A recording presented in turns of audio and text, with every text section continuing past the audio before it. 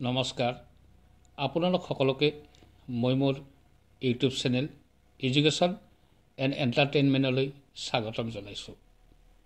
আজি আমি আলোচনা কৰিব ওলাইছোঁ এটা ভাইৰেল অথচ কোনো সত্যতা নথকা বাতৰি সম্পৰ্কত।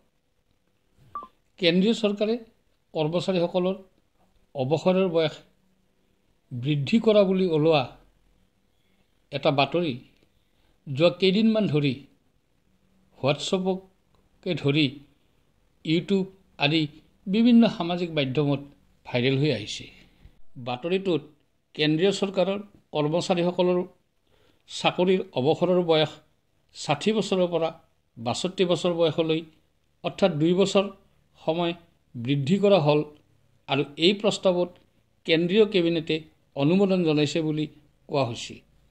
শ্ৰীনগৰ নিউজ অনলাইন ডেস্ক বুলি অনলাইন কাকত এখনত যোৱা ১৭ নৱেম্বৰত এই বাতৰিটো প্ৰকাশ হোৱাৰ উপৰিও কেইখনমান হিন্দী ভাষাৰ বাতৰি কাকততো এনেধৰণৰ বাতৰি প্ৰকাশ পাইছে আৰু এনে বাতৰিৰে আঁত ধৰি এই অৱসৰৰ বয়স বৃদ্ধি হোৱা বুলি বিভিন্ন সামাজিক মাধ্যমত এক খলকনিৰ সৃষ্টি কৰিছে।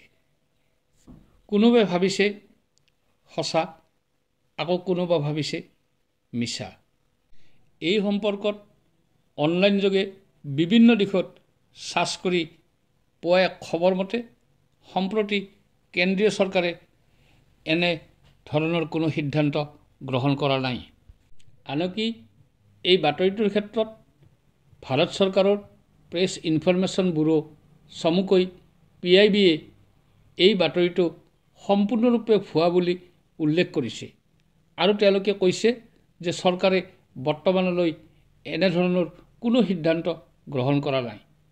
সম্প্ৰতি ভাইৰেল হোৱা এই বাতৰিটোৱে বিভিন্ন কৰ্মচাৰীৰ মনত উলুক তুলুক ভাৱৰ সৃষ্টি কৰি আহিছে।